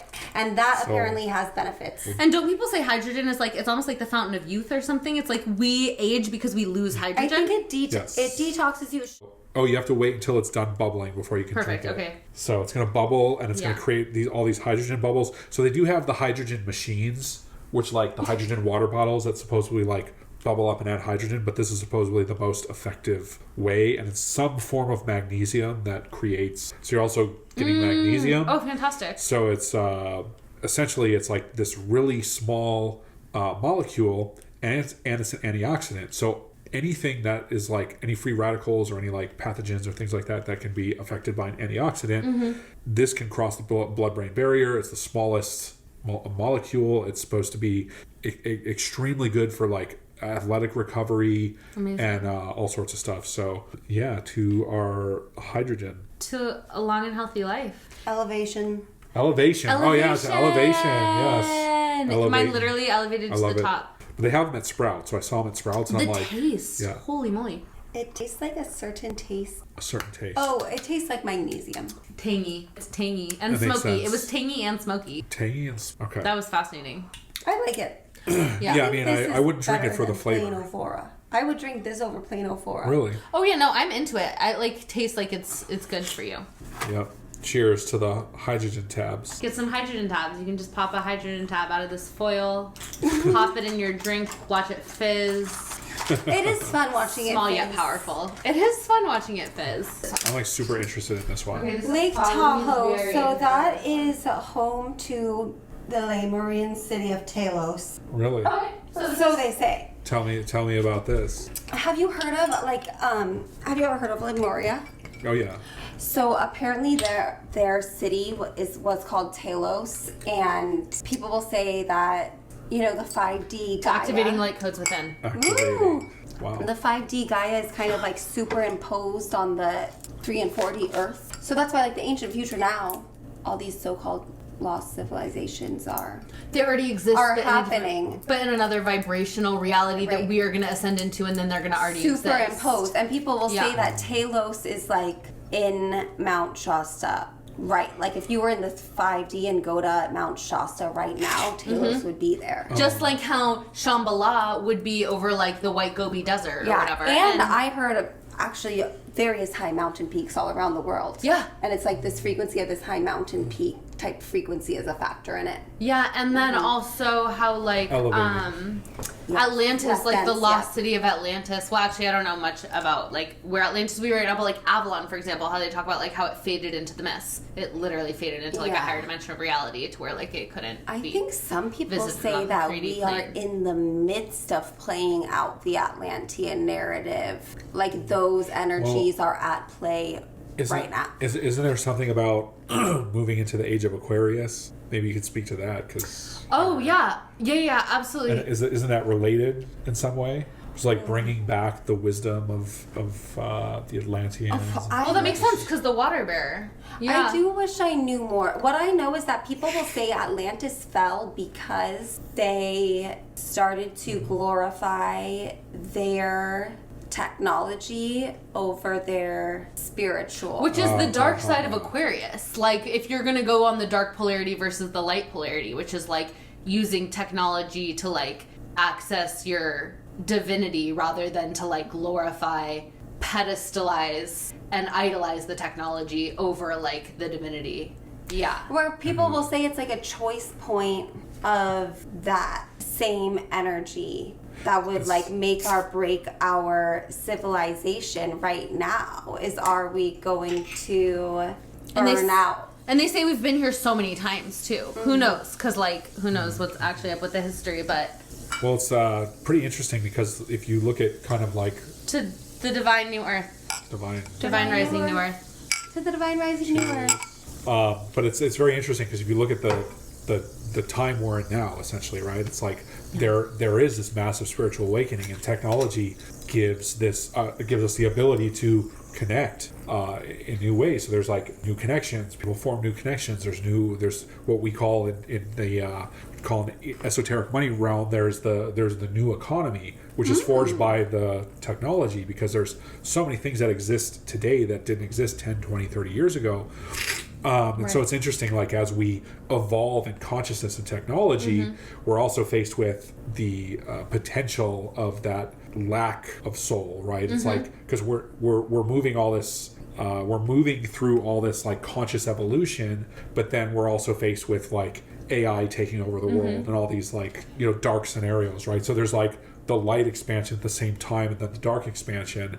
And the last thing I'll say is, when you talked about at the very beginning of the podcast of how like being here in LA, there's the city of angels, there's a lot more like light, there's also a lot more darkness. A city this big and this vast and international, it has such a broader spectrum of reality than most other cities that, yes, I would say it does have a broader access to the spiritual realms, divine light, positivity, and also, especially speaking of a lot of like cults and witchcraft and stuff in Hollywood, where it's like also a deeper depth to the darkness. So like both, it's bigger in so many ways. The polarity is strong, which is why when we first ran into Brandon, it was a time when there was some intense things happening on like, I think like a political societal scale. And I was noticing, I felt like a lot of like light workers were being called to literally just be in the city at that weekend. Like a lot of people, we met you, and then some other people I know who have like moved away or live elsewhere had come for like various things. But it's like we all, if you're watching this right now and you're at the end of our podcast, like you hold an energetic vibration that shifts the very nature of this holographic matrix. So just even holding being space somewhere, yeah, exactly, is like a very powerful act, and sometimes that's why we're called to places beyond our conscious awareness, which so you even true. said that like you had we're hearing a well-versed grid worker talk about how like if you're called to travel a lot of places, it's probably because you're a grid worker, and some people you're not even consciously doing it, you're just going places and like affecting them vibrationally and like causing a butterfly effect. So that explains a lot. Yeah.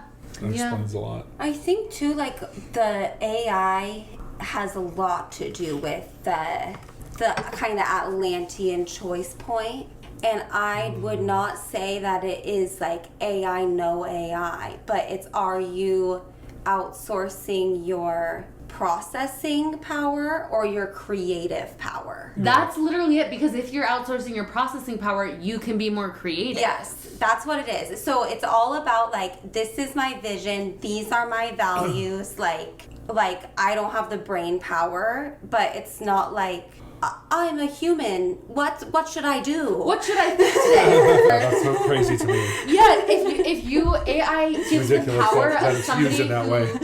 who only has enough money to have a phone and like the Chat GPT app, the power of like what a wealthy person would have an assistant or like a creative team do is like organize the ideas, come up with 5 ideas, and then I'm gonna pick out of them, like take my thoughts and like make them into a thing. It's like any rich person could do that, but now like anybody can do that. So exactly like what you're saying. It's and like you a neutral don't want to situation. mimic someone else's recipe to get what you perceive as their external outcome when it has nothing to do with the passion in your heart. Because we can all see like, oh great, it looks so easy. If you put out this many TikToks a day, you can like get this many followers and you can get this many millions of dollars instead of having to work your 9 to 5 or whatever.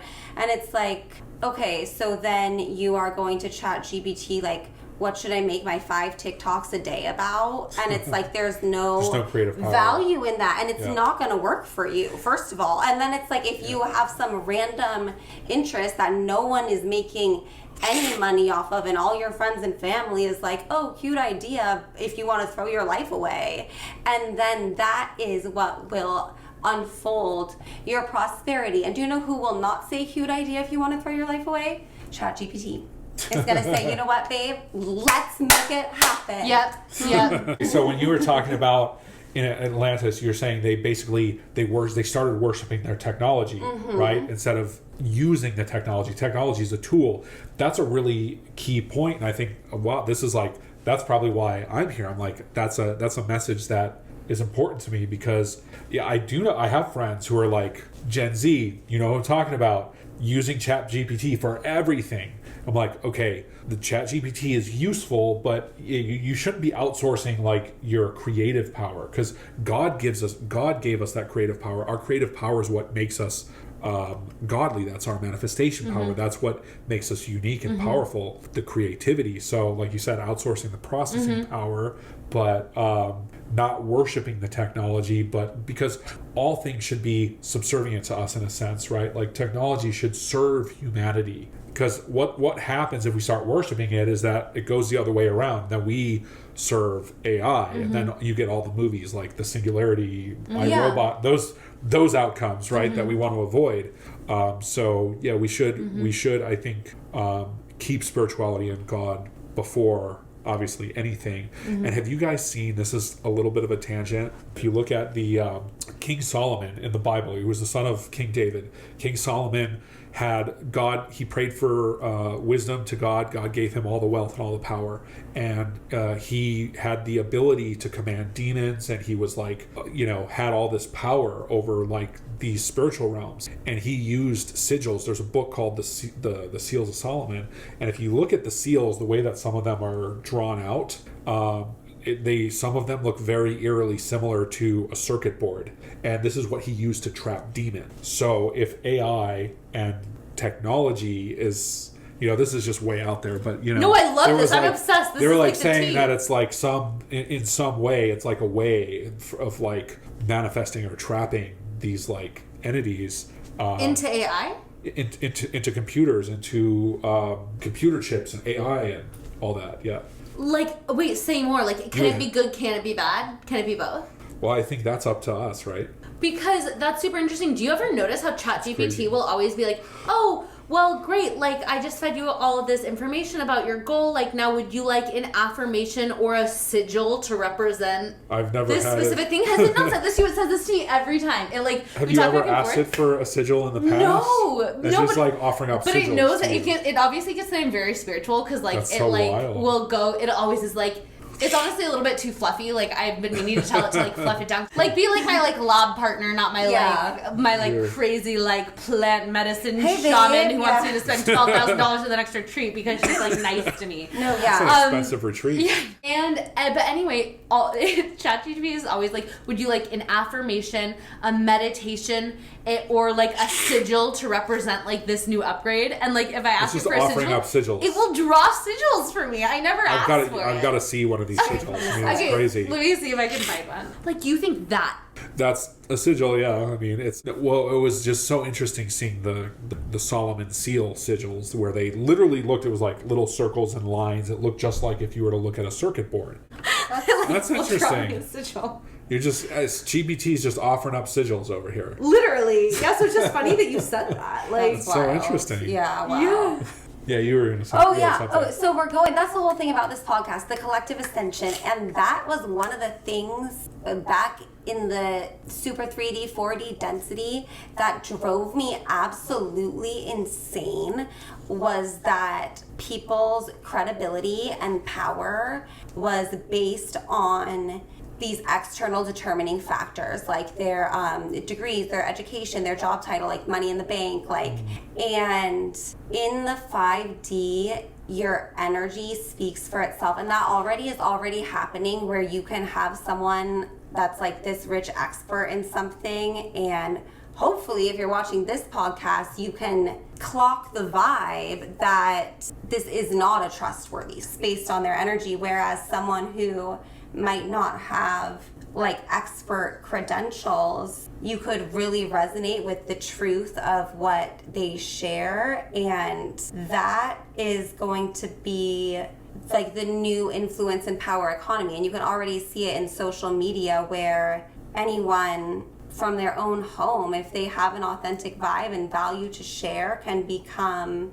a superstar. So if you want to be someone who is externally perceived as like very respectable and accomplished, and just have a big abundant energy, that's what that is cultivating your internal creative power and like having your light and spark shine brighter and brighter and brighter. It's no strategy or no title that you can get. Like, you can shift instantly, like how we're talking about repentance, and walk into the same room and people be like, what happened to him overnight? Like, he's got a good vibe about him now. Like, 100%. People will forget. You can change a timeline so quickly, exactly, by changing your self-identity, changing your mind, the way you think about yourself. You can literally shift your entire reality. It can be like the past like never even existed, and other people will forget too. But yeah, exactly. You said keeping the flame. We were talking about like keeping the flame before, and like Sunat Kumara, and like it's all like anything with some like external shiny thing should just be like a reflection to like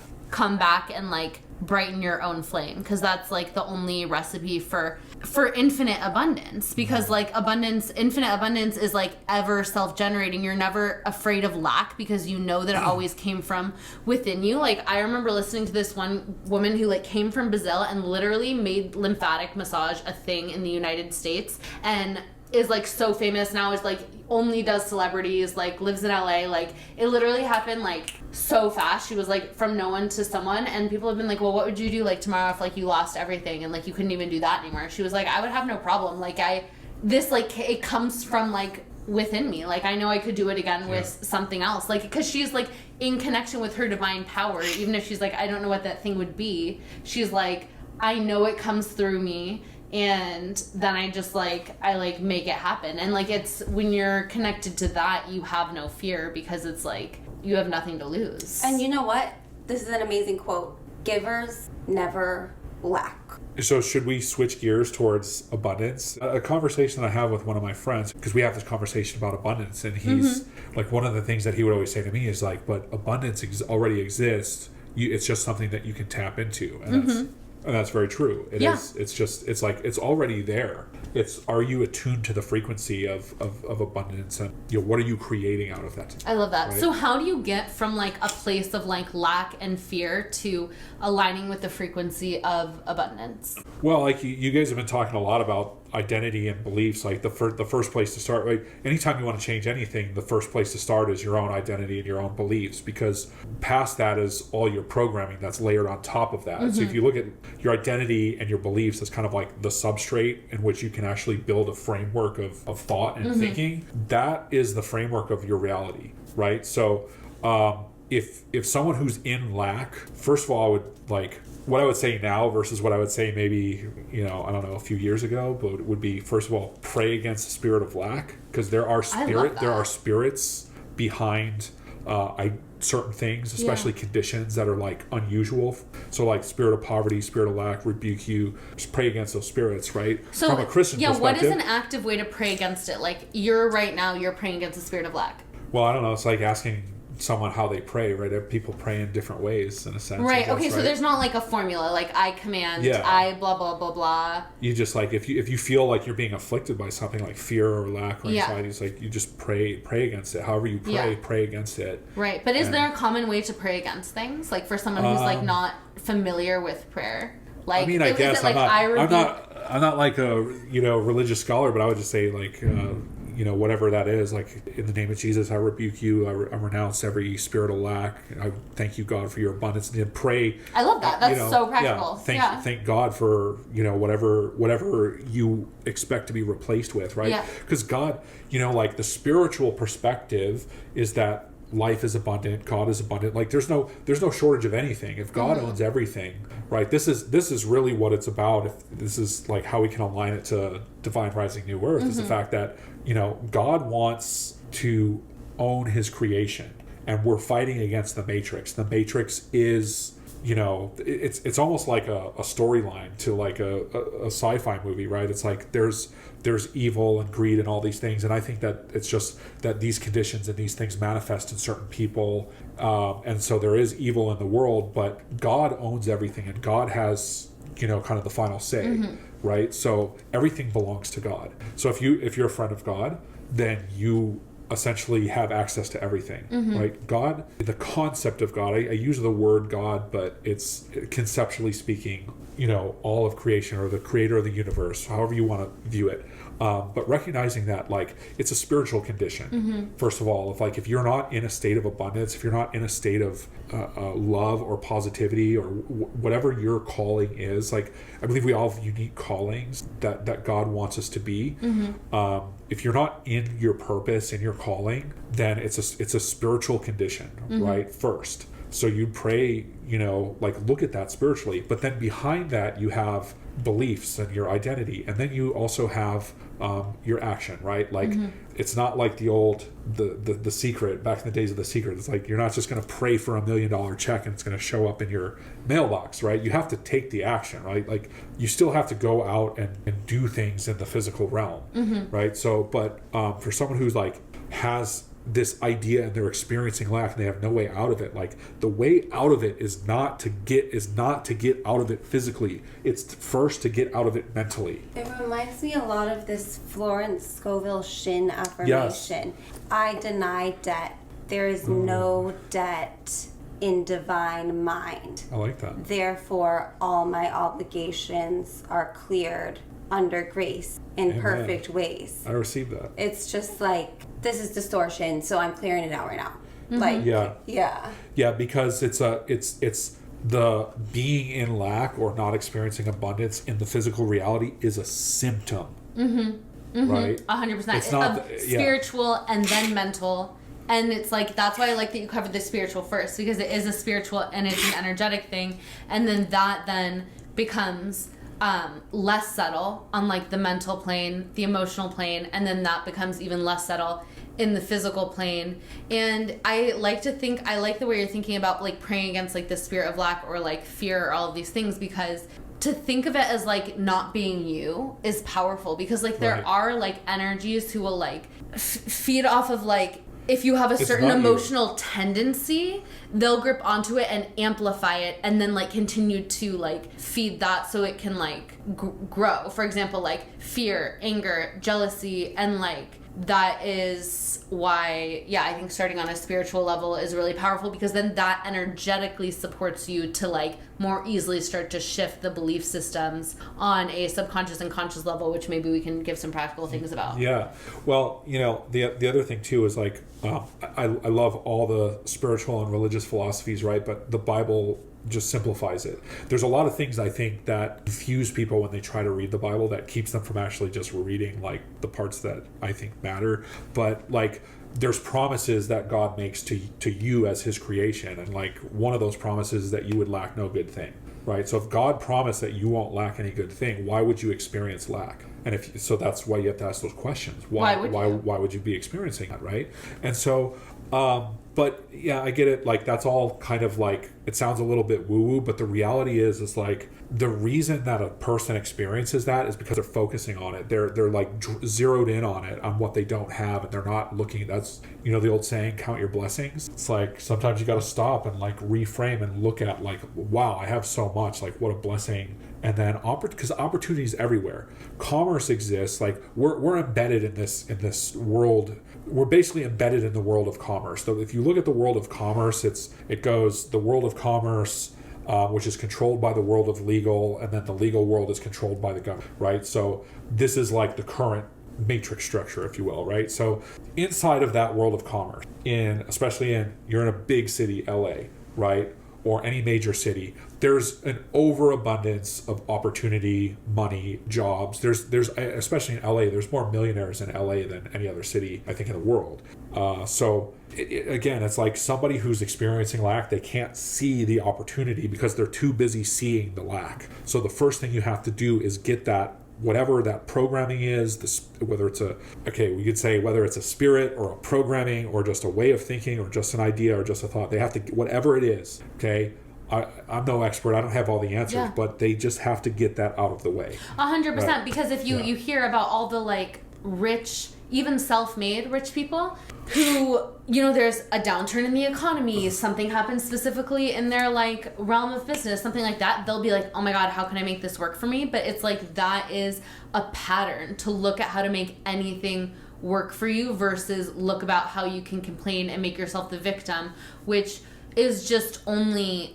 I feel like it's like that is such a practice in life, almost like a meditation, to like always look for the opportunity and always look at how you can use a situation for like your own elevation and the elevation of others, because there is like a lot of like programming or like demonic energy or like whatever you want to call it that kind of tries to keep us in fear and in victimization, because that takes you away from your own true power, which is to create abundance with the opportunity that's all around always. And that's why people, like even the least woo-woo people who have tried it, you always hear people say that like gratitude is the most transformative practice, because even though it seems the most simple, it like rewires you to look for the abundance, and that wires you to look for the opportunity and like how you're being blessed, and then you're just like literally on the frequency of like that's what you see rather than like seeing you're what you attuned lack. to a whole different frequency. It's literally like turning the dial on the radio station, and like we always need it every once in a while, even if you're someone who's like more like that all the time. I mean, the thing is like I've probably done it more than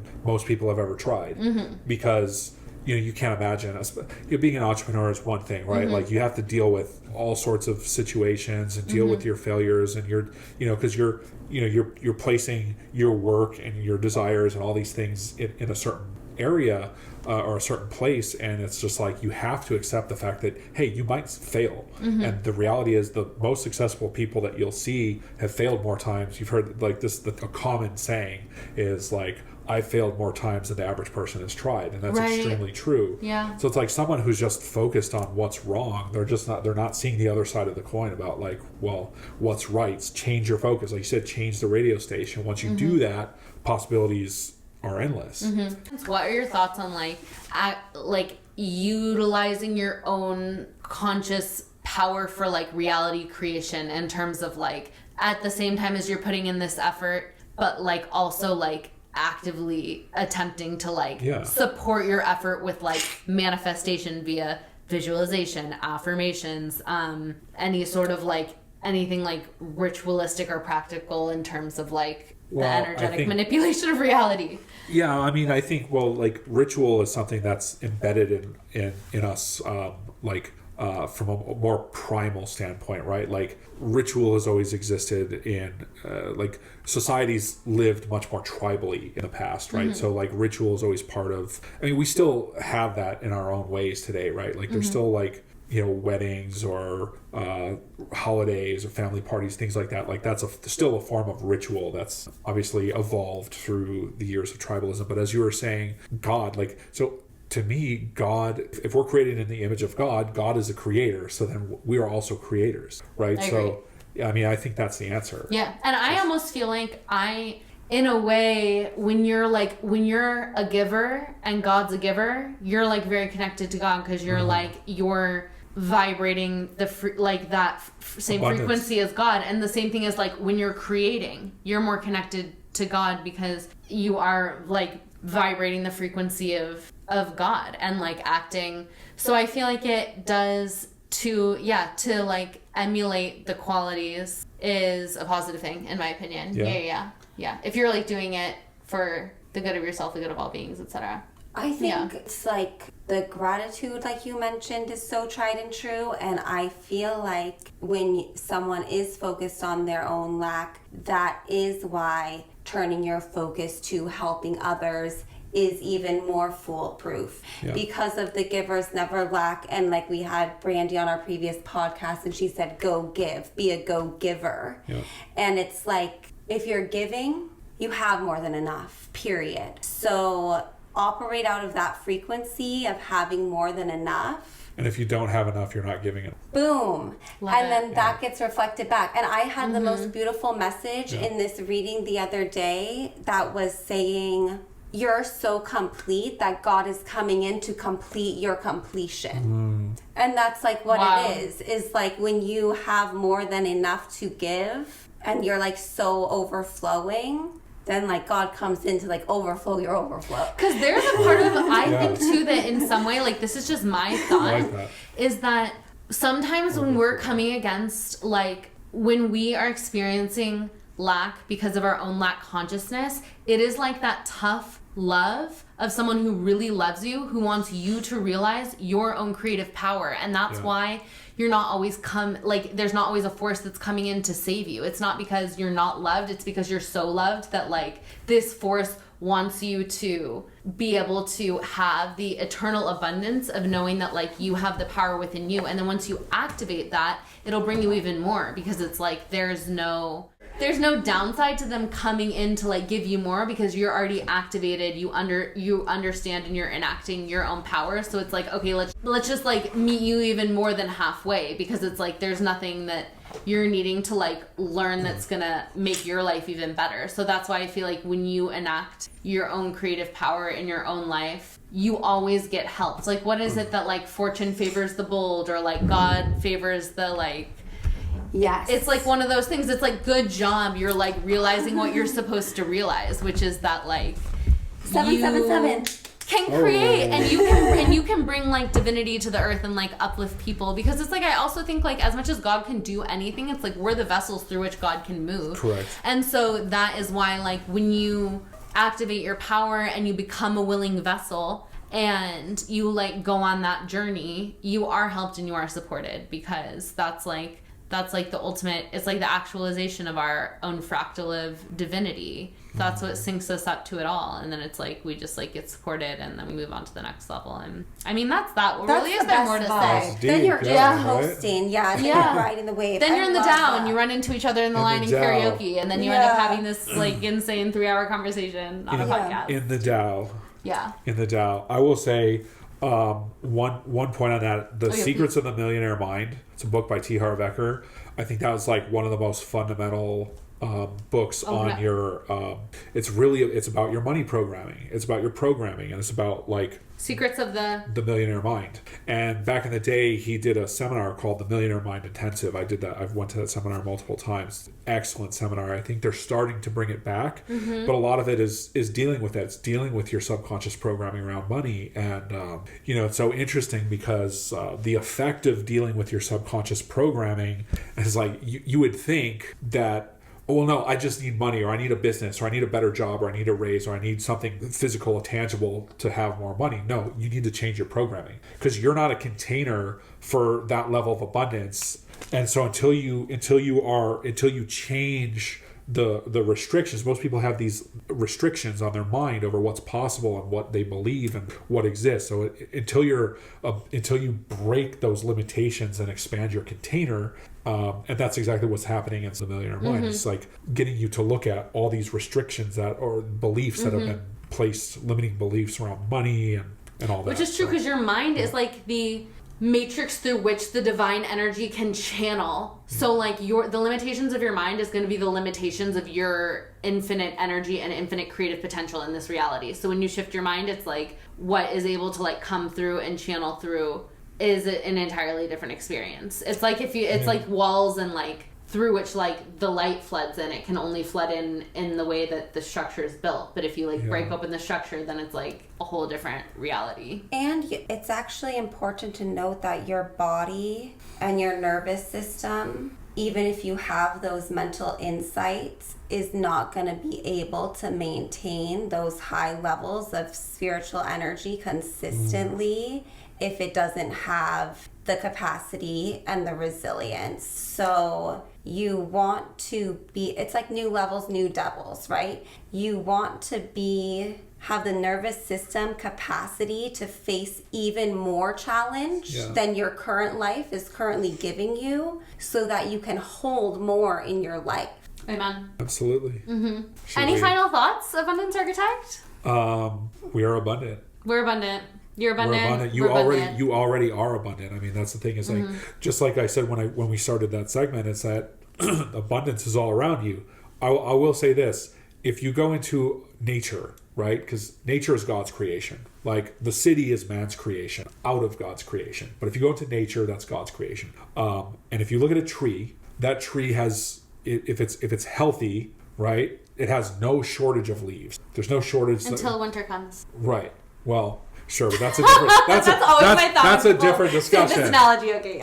That's a different. You're going down a different rabbit hole there. But I'm just saying this is that nature is abundance, and then there's when winter comes, there's no shortage of snow and death and destruction of the trees, right? So you ride the wave, ride the Dow. But so that's it. Is that nature is abundant, and that's my belief. I believe that you are abundance. It's just a frequency that if you tap into it and remove your limiting thoughts, opportunities will come for you. You have to also do the work. But God is guiding you, and there's opportunities everywhere. And if you miss one opportunity, that opportunity is gone. But there's 10 more opportunities that come your way. So that's the true nature of abundance. When you're ready and you're a willing container, the opportunities just keep opening up and keep growing and expanding. Amen. Yep. Abundance Architect, everybody. Snaps. Woo!